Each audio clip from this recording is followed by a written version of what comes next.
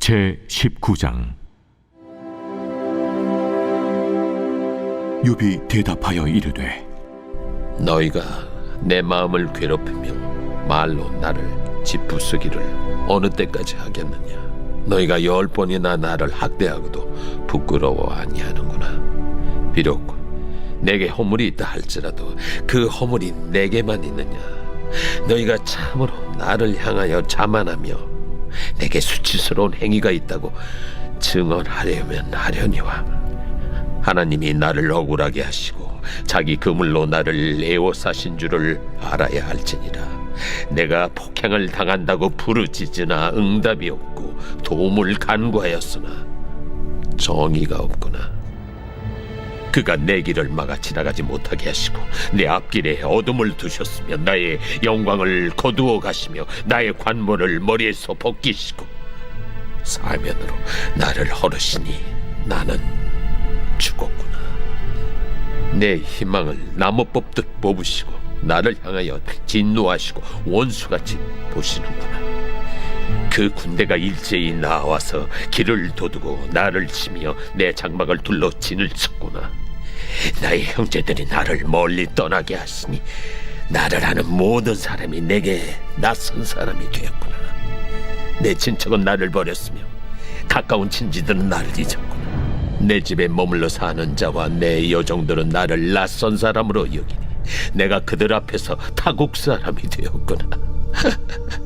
내가 내 종을 불러도 대답하지 아니하니 내 입으로 그에게 간청하여야 하겠구나.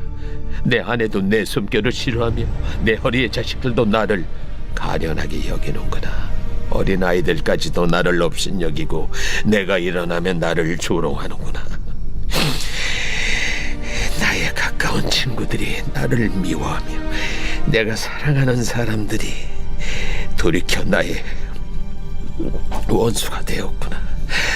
내 피부와 살이 뼈에 붙었고 남은 것은 겨우 잇몸뿐이로구나.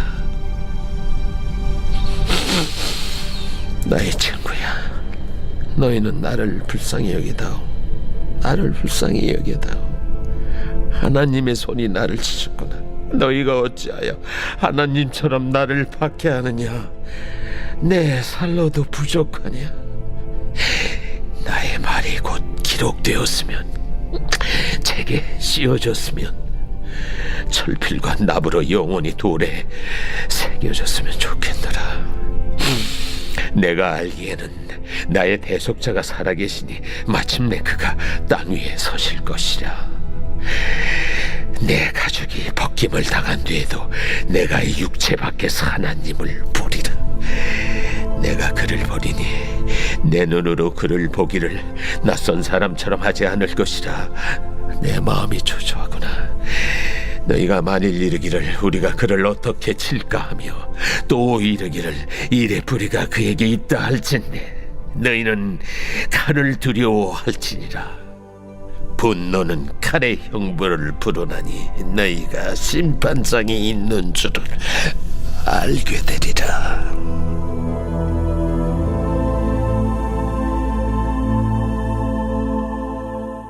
욥기 19장 말씀을 중심으로 이렇게 지키신다, 이렇게 지키신다 라는 제목으로 함께 말씀을 묵상해 보겠습니다. 여러분, 욥기 이제 19장까지 왔는데요. 이쯤 왔을 때 다시 한번 우리가 기억하기 원하는 게 뭐냐면, 욥의 이야기가 누구의 이야기죠? 욥의 이야기가 고난당하는 사람들만을 위한 이야기일까요? 아니죠. 욥의 이야기는 저와 여러분의 이야기입니다. 그 이유가 뭐냐면 욥은 지금 죽어가고 있어요. 저와 여러분도 지금 죽어가고 있습니다. 이렇게 인정하기 싫지만 죽어가고 있어요. 욥도 죽어가고 있고, 죽어가면서 경험하게 되는 고통에 대한 고백이잖아요. 저와 여러분도 마찬가지예요. 그리고 욥은 모든 것을 다 잃었죠. 근데 저와 여러분도 모든 것을 지금 잃어가고 있습니다. 그렇죠?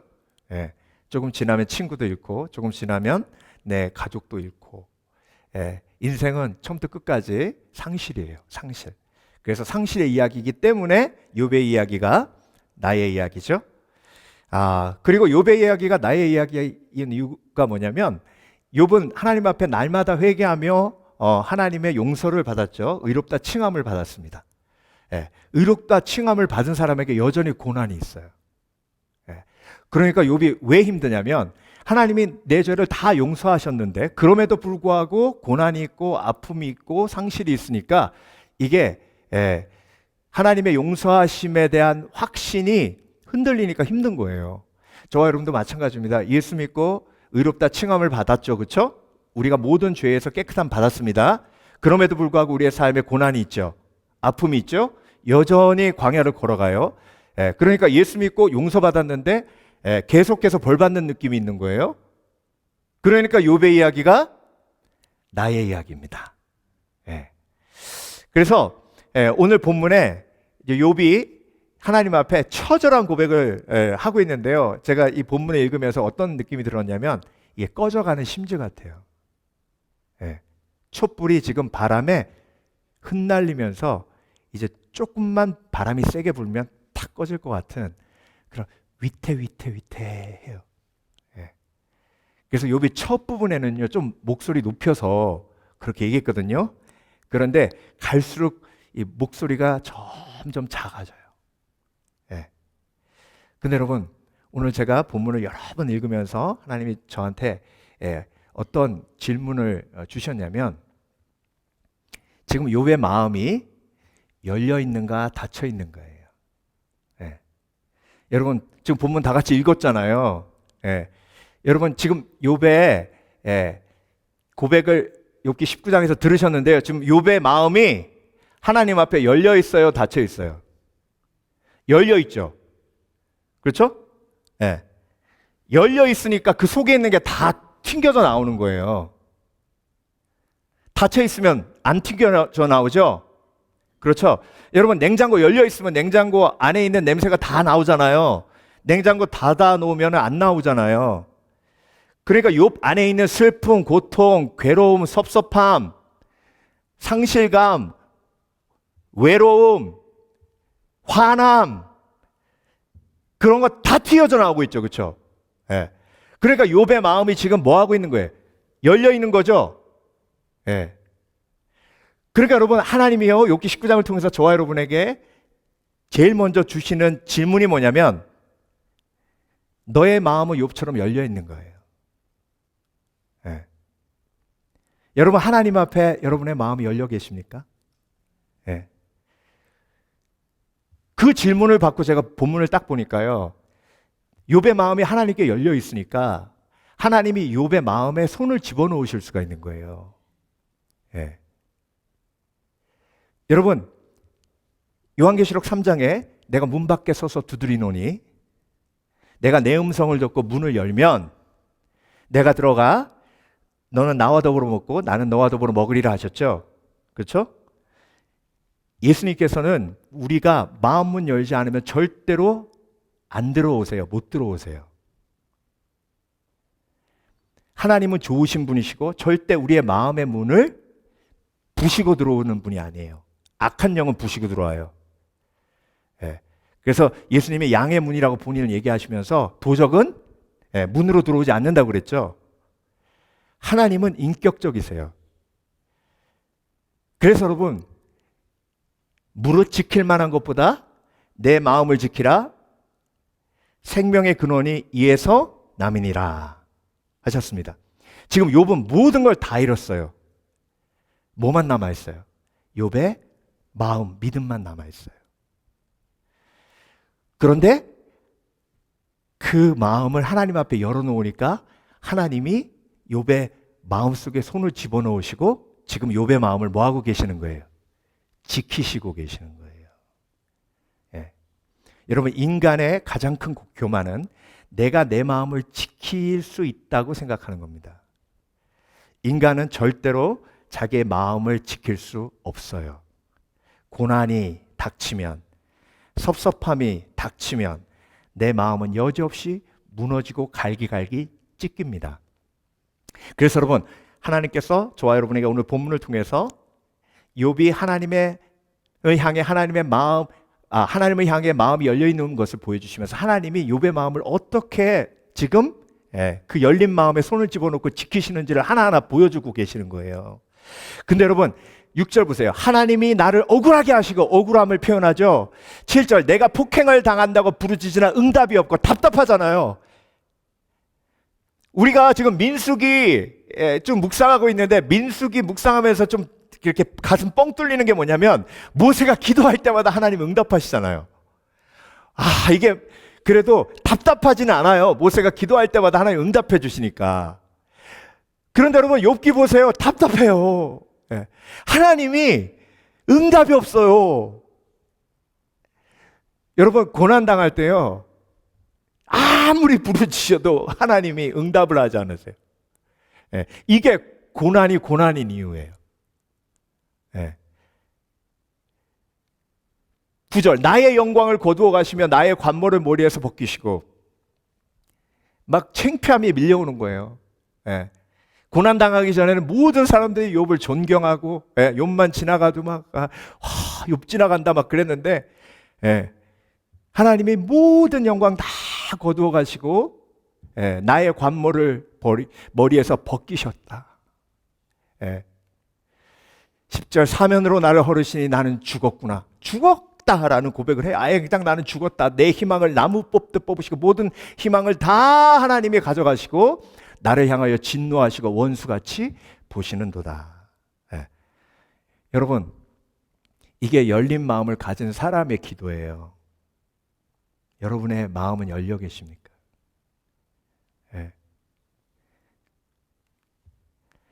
예레미야 29장 13절 보면요. 너희가 온 마음으로 나를 구하면 나를 찾을 것이요 나를 만나리라 하셨습니다.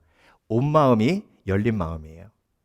이 온 마음이란 히브리어 단어가 레베브인데요. 레베브인데요. 이 마음이라는 단어가 그냥 일반적인 용도로 쓰일 땐 레브라고 해요. 레브. 근데 온 마음, 열린 마음이라고 표현하실 땐 레베브라고 하십니다. 자, 문이 있어요. 문, 그렇죠? 문. 그 문이 열렸는지 닫혔는지 몰라요. 근데 그 앞에다가 열린이라는 형용사를 붙이면 열린 문이 되죠. 그렇죠? 똑같아요. 레브 하면 마음이고 레베브 하면 열린 마음이에요. 그러니까 열린 마음으로 하나님 앞에 구하면 뭐 어떻게 된다? 나를 찾을 것이고 나를 만날 것이다. 열린 마음이 뭐예요? 부르짖는 마음이에요. 열린 마음이 뭐예요? 내 마음에 있는 그런 거절감, 외로움, 고통을 하나님 앞에 쏟아놓는 마음이에요.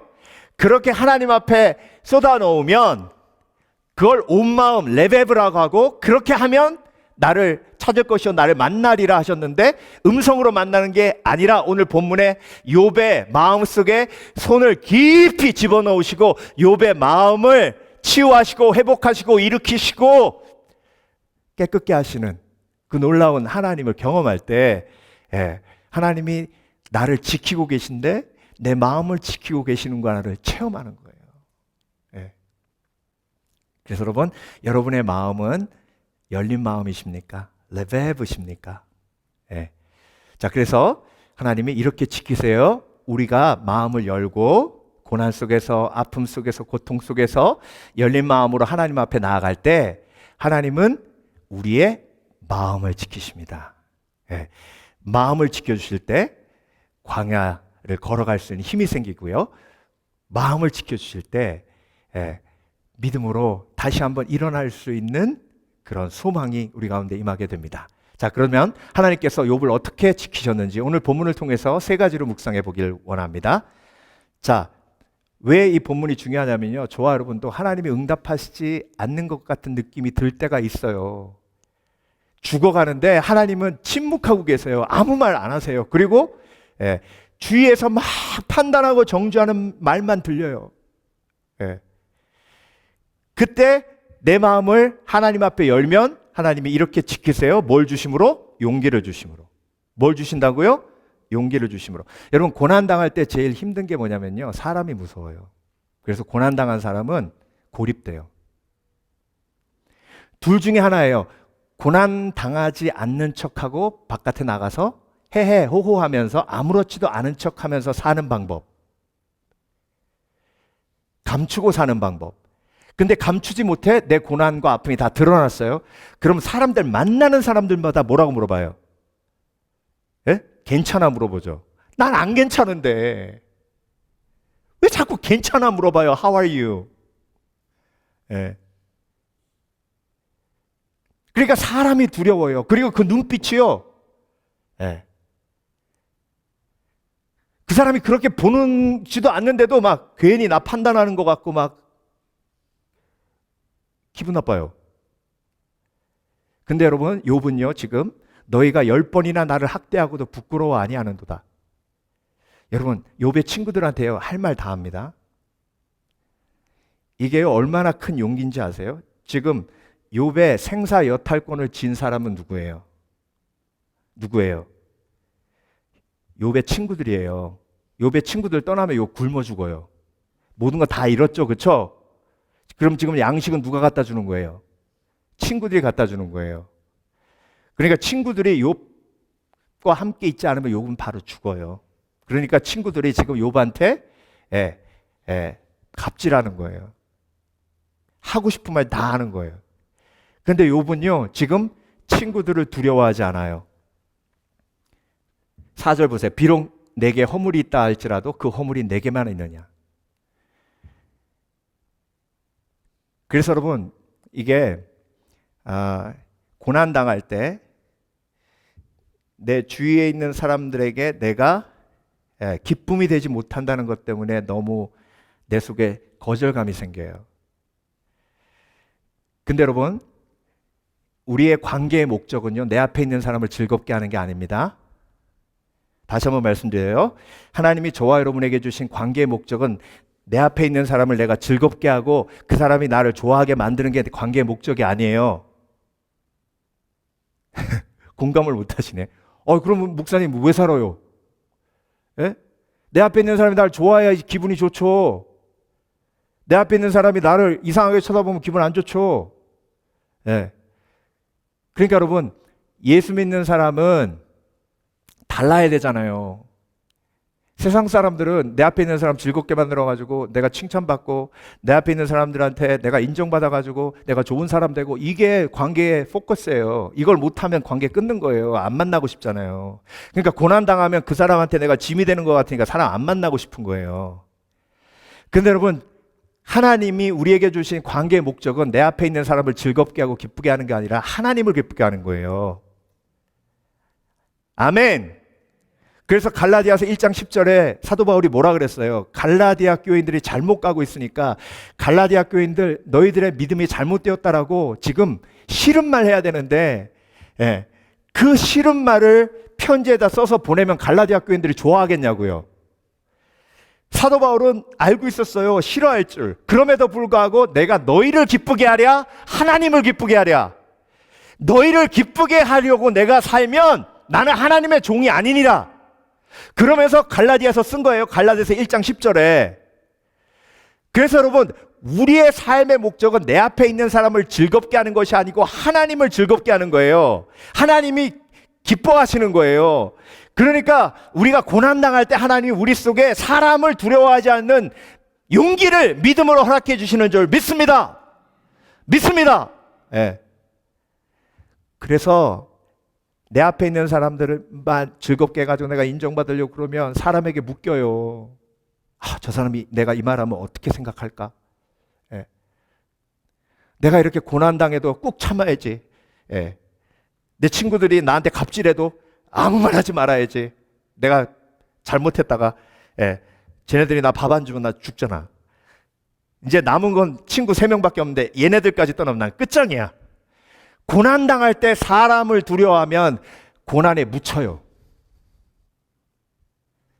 근데 여러분, 고난당할 때 하나님 앞에 마음을 열면 하나님께서 사람을 두려워하지 않는 진정한 용기를 우리 가운데 허락해 주실 줄 믿습니다.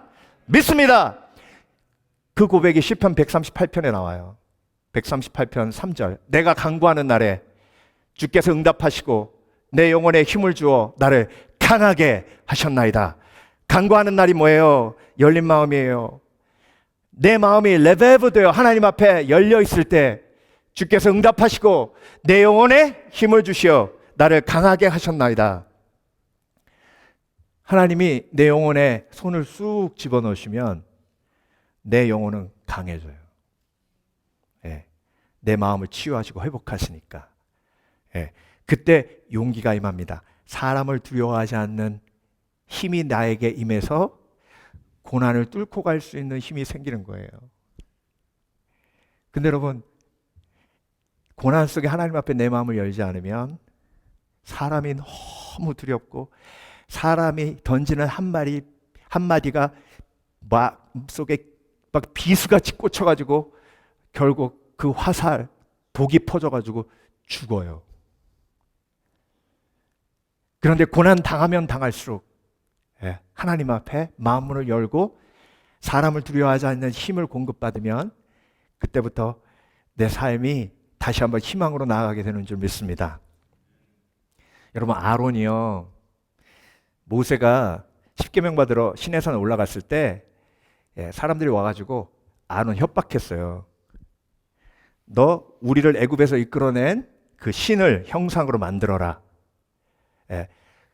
그 히브리어 원어 말을 보면 얼마나 세게 얘기했는지 협박도 강한 협박으로 아론한테 얘기했어요. 그러면 여러분, 아론은 사람을 기쁘게 해야 돼요? 하나님을 기쁘게 해야 돼요? 하나님을 기쁘게 해야 되죠. 그런데 아론은 사람을 기쁘게 해요. 알았어. 돌 던지지 마. 알았어. 내가 만들어줄게. 그럼 귀걸이 다 갖고 와. 그래서 금으로 부어서 금송아지 만들었죠. 그렇죠? 사람을 기쁘게 했어요. 그러면 관계가 좋아져야 되잖아요. 근데 하나님이 노하셔가지고 아론과 사람들과의 관계도 깨지고 아론과 하나님과의 관계도 깨져요. 사단이 원하는 게 이거예요. 여러분, 욥이 지금 아무 말 안 하고 친구들이 막 비판하고 정죄할 때 가만히 듣고만 있으면 친구들과의 관계가 좋아져가지고 욥이 더 장수합니까? 아니에요.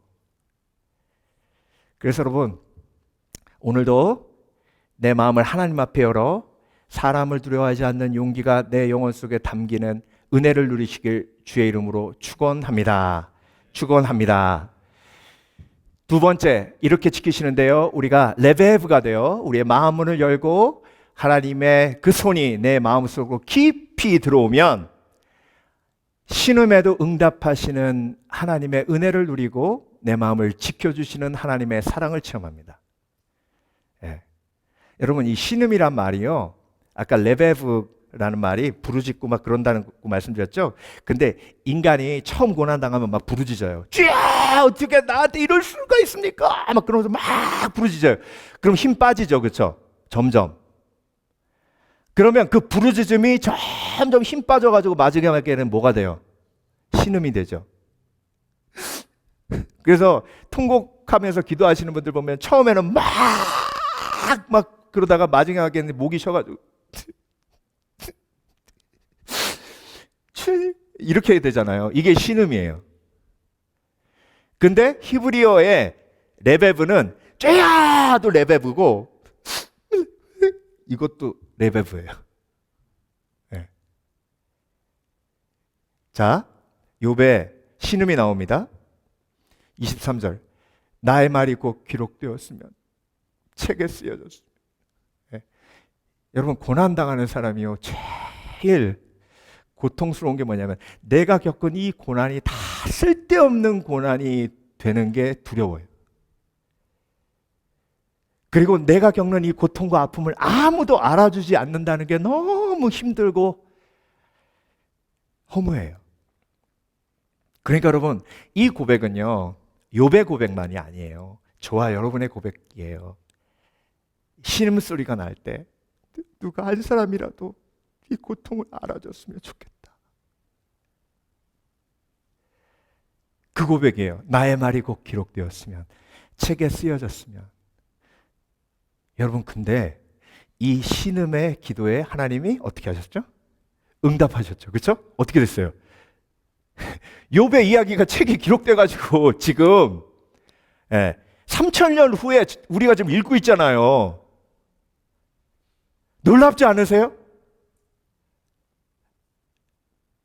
근데 여러분, 제가 이 부분을 보면서 신약 성경을 한번 생각해 봤어요. 신약 성경 27권이죠. 신약 성경 27권의 배경을 쫙 보니까요. 단 한 권도 고난을 당하는 사람이 쓰지 않은 책이 없어요. 그렇죠? 옥중서신은 뭐예요? 에베소서, 빌립보서, 골로새서, 빌레몬서, 옥중서신이죠. 사도 바울이 옥에서 쓴 거잖아요. 나머지 책들도 다 마찬가지예요. 마가복음은 초대교회 성도들이 순교당하면서 막 피가 낭자한 상태에서 썼던 책이에요. 신약성경 마태복음부터 요한계시록까지 성경 기자들 전부 고난당하던 사람들이 쓴 책들이에요. 그게 성경이에요. 저와 여러분, 욥처럼 힘들고 어렵고 끊이지 않는 고난이 내 삶 속에 계속 나를 붙들고 있습니까? 지금 여러분 뭐 하고 계신 거예요? 하나님을 위한 책 쓰고 계신 거예요. 아멘? 그래서 천국 가면요, 여러분 이름 딱 적혀가지고 책에 딱 꽂혀 있어요. 예. 이 얘기는 성경에 나오는 얘기가 아니고요, 제 상상이에요. 예.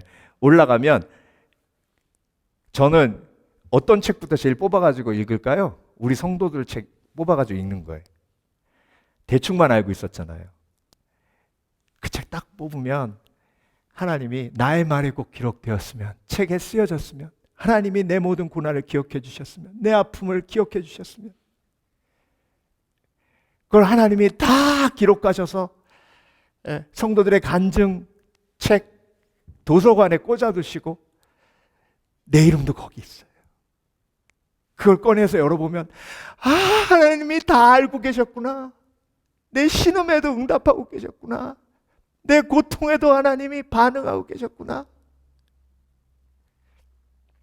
24절, 철필과 납으로 영원히 돌에 새겨졌으면 좋겠노라. 이게 응답됐어요, 안 됐어요? 응답됐죠? 여러분, 오늘도 저와 여러분에게 하나님이 이렇게 말씀하십니다. 내가 너의 신음에도 응답하고 있다. 네. 이 말씀이 여러분 마음속에 새겨져 위로가 되어야 돼요. 네. 출애굽기 2장 24절에 하나님이 그들의 고통 소리를 들으시고, 이 고통 소리가 영어로 groaning이거든요. groaning이 뭐예요? 신음이에요. 신음 소리. 하나님이 그들의 신음 소리를 들으시고 하나님이 아브라함과 이삭과 야곱에게 세우신 그의 언약을 기억하사. 네. 그래서 여러분, 마음을 하나님 앞에 연다는 건요, 레베브, 부르짖음으로부터 시작해서 신음까지 가는 거예요. 아시겠죠? 처음부터 신음소리까지 가지 마시고 물론 너무 힘들면 부르짖을 힘도 없어서 바로 신음이 나올 수도 있어요. 그렇지만 내 속에 있는 감춰진 슬픔과 고통이 막 내가 이기기 위해서 막 억눌러 있잖아요. 그걸 레베브 돼서 오픈해야 돼요. 그럼 부르짖다가 신음까지 갑니다. 그러면 그 신음에 갔을 때 내 속에 성령께서 주시는 소원이 생기기 시작해요. 그 소원으로 내가 고백할 때 하나님이 그 소원이 소망이 되게 하시는 거예요. 그래서 여러분, 사도 바울의 신음은 뭐였냐면, 하나님, 로마에 가게 해주세요. 로마 가서 복음 전하고 싶어요. 로마 가게 해주세요. 감옥에 갇혀서. 신음처럼 맨날 고백했던 게 그거예요. 로마 가게 해주세요. 근데 하나님이 로마로 데려가시잖아요.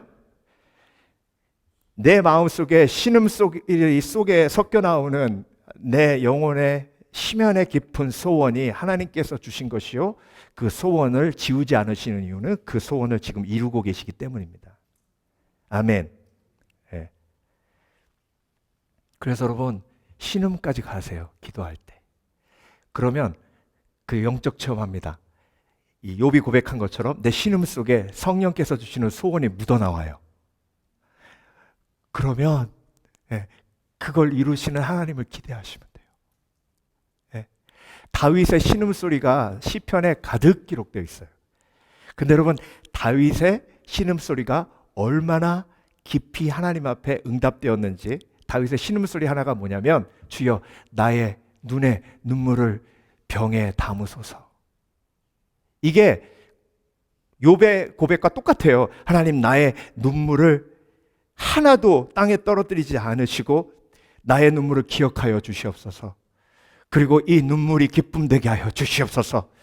그 소망의 기도를 하나님 앞에 드렸고, 하나님이 그 기도에 응답하셔서 시편이 기록되었고, 그리고 다윗의 자손을 통해 예수 그리스도가 이 땅에 오신 줄 믿습니다. 믿습니다.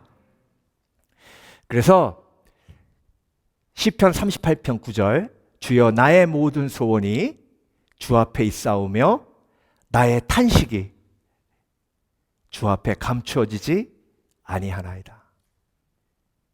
나의 탄식이 뭐예요? 나의 신음소리예요.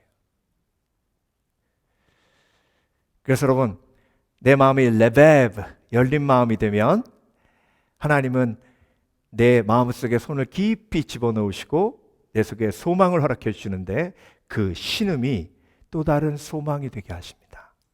그래서 그 소망을 이루시는 하나님을 기대하게 만드세요. 네. 마지막으로 하나님은 이렇게 우리를 지키십니다. 우리가 마음문을 열고 우리의 마음이 레베브가 되었을 때 확신을 주심으로 지키십니다. 확신을 주세요. 여러분, 지금 욥의 마음이 꺼져가는 그런 촛불 같아요. 꺼져가는 촛불에게 무슨 확신이 있겠어요? 그렇죠?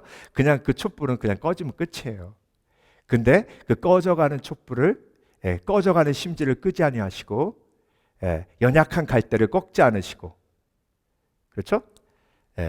25절, 내가 알기에는 나의 대속자가 살아계시니 마침내 그가 땅 위에 서실 것이라.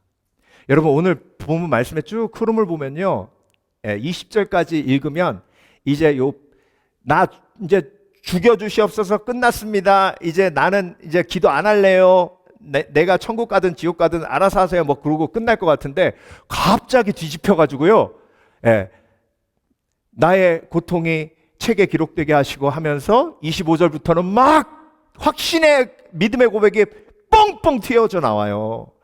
이게 레베브의 기적이에요.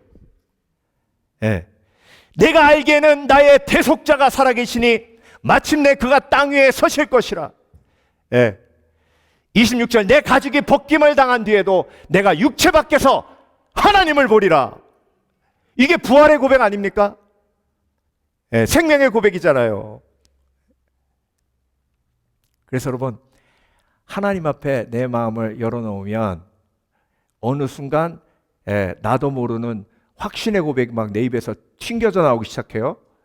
그때 하나님이 살아계시구나, 하나님의 기적이 나에게 임했구나. 그래서 가장 확실하게 기적을 체험하는 방법은 레베브의 기도를 하나님 앞에 드리는 거예요. 이 기도가 겟세마네 기도예요. 여러분, 겟세마네 기도는 처음부터 끝까지 예수님이 하나님 앞에 문을 활짝 열어놓은 그 활짝 열려있는 마음의 기도입니다. 그러니까 하나님이 한 손만 집어넣으시는 게 아니라 두 손을 집어넣고 예수님의 마음을 막 치유하시고 회복하시는 거예요. 27절, 내가 그를 보리니 내 눈으로 그를 보기를 낯선 사람처럼 하지 않을 것이라. 내 마음이 초조하다는 건 빨리 그 일이 이루어졌으면 좋겠다는 기대예요. 여러분, 이렇게 믿음의 확신의 고백이 막 튕겨져 나오는 것은, 이것은 인간의 힘으로 가능한 일이 아닙니다. 오직 성령의 능력으로만 가능할 줄 믿습니다. 그래서 무릇 지킬 만한 것보다 내 마음을 지키라. 생명의 근원이 이에서 남이니라 하신 말씀은 내 마음이 레베브 되어 내 마음을 지키시는 하나님 앞에 내 마음을 어떻게 하라? 맡겨 드리라. 사도행전 16장 14절 볼게요. 두아디라 시에 있는 자색 옷감 장사로서 하나님을 섬기는 루디아라 하는 한 여자가 말을 듣고 있을 때 주께서 그 마음을 열어 바울의 말을 따르게 하신지라. 목사님, 우리가 마음을 열어 그래야 예수님이 들어오신다는데 어떻게 하나님이 마음문을 여셨네요? 하나님이 마음문 여셨다는 건 문이 조금 열렸을 때 그 열린 조그만 겨자씨만한 믿음을 보시고 예수님이 문을 크게 여셨다는 거예요. 예, 말을 듣고 있었을 때잖아요. 그러니까 하나님의 말씀을 듣는다는 건 내가 마음을 연다는 거거든요. 예, 그러니까 여러분 내 자유의지로 마음을 최대한 조금이라도 열면 예수님이 그 사이로 손을 집어넣으셔가지고 문을 더 크게 여시고 내 마음을 회복하시고 치유하시는 줄 믿습니다. 예, 이게 레베브예요. 레베브. 예, 그래서 욥기 19장은 정말 욥의 마음이 활짝 열려 있음을 하나님이 보여주시고 그 활짝 열려진 마음 속에 하나님이 어떻게 역사하시는지를 우리에게 구체적으로 보여주십니다. 예, 이게 말씀의 신묘막측함이에요. 예, 로마서 8장 38절 39절 내가 확신하노니 사망이나 생명이나 천사들이나 권세자들이나 현재 일어난 장래일이나 증력이나 높음이나 가품이나 다른 어떤 피조물이라도 우리를 우리 주 그리스도 예수 안에 있는 하나님의 사랑에서 끊을 수 없느니라. 끊을 수 없느니라. 예. 근데 막 동료 그리스도인들이 목 베어가지고 죽고 순교하고 끌려가고 막 콜로세움 경기장에서 사자 밥 대고 막 태워 죽이고 잘라 죽이고 그런 상황 속에서 사도 바울이 고백한 확신이에요. 여러분 인생의 확신은 믿음으로부터 오면 축복이지만 상식으로나 내 의지로 온 확신은 교만이에요. 다시 한번 설명드립니다. 인간이 한 치 앞을 모르잖아요. 5분 후에 우리 밖에서 무슨 일 벌어질지 모르잖아요. 근데 믿음 없이 확신을 가진다? 그럼 교만이에요. 네. 그러니까 인간에게 올 수 있는 확신은 한 가지밖에 없어요. 믿음으로 오는 확신.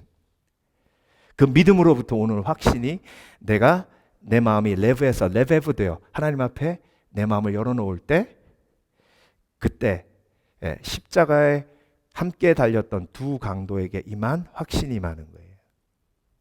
한 강도는 예수님께 마음을 열지 않았어요. 한 강도는 예수님께 마음을 열었어요. 그랬더니 예수님이 확신을 주십니다. 오늘 내가 나와 함께 낙원에 있으리라. 낙원에 있으리라.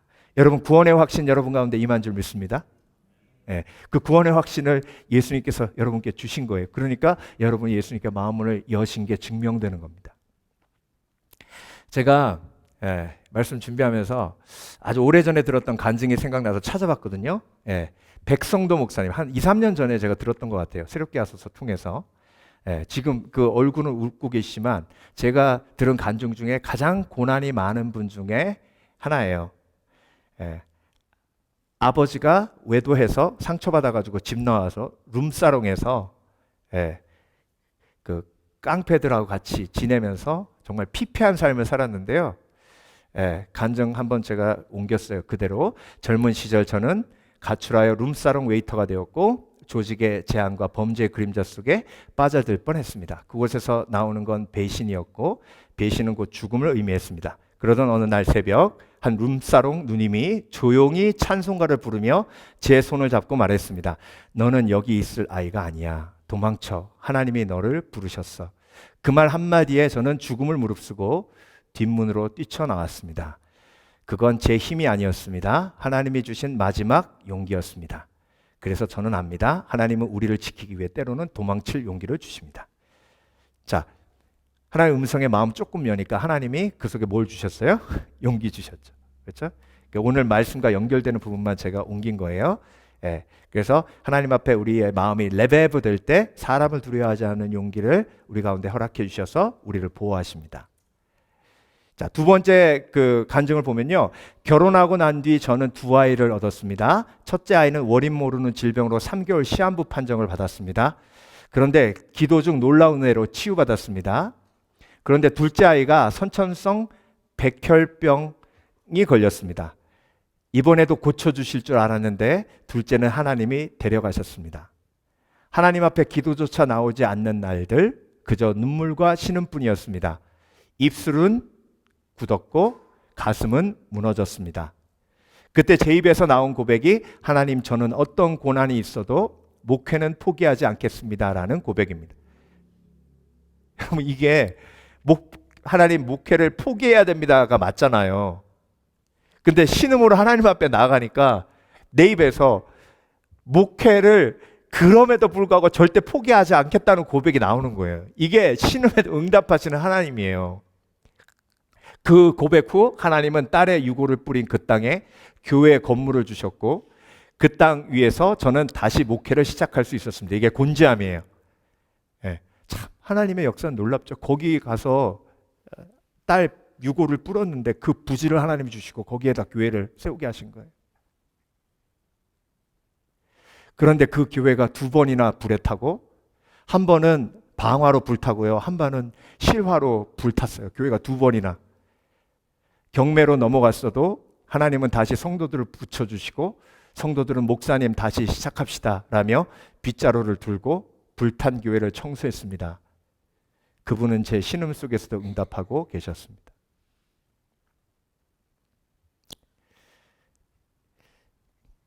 그 많은 고난과 상실을 지나면서도 단 하나 분명해진 것이 있습니다. 하나님은 나를 버리신 적이 없다는 확신입니다. 내가 그분을 떠난 적이 있어도 그분은 한 번도 나를 포기하신 적이 없습니다. 그래서 저는 고백합니다. 내가 의탁한 것을 그날까지 그가 능히 지키실 줄을 확신하노라. 예. 그러니까 여러분 내가 레베브 되었을 때 내 마음을 열었을 때 하나님이 용기를 주시고 신음에도 응답하시고 확신을 주시잖아요. 그렇죠? 그렇게 하시면서 마음을 뭐 하시는 거예요? 지키시는 거예요. 예. 그러니까 여러분 지금까지 내 마음을 지켜주신 하나님의 놀라우신 능력을 오늘도 말씀을 통해 기억하시는 복된 그리스도인 되시길 주의 이름으로 축원합니다. 축원합니다. 기도하겠습니다.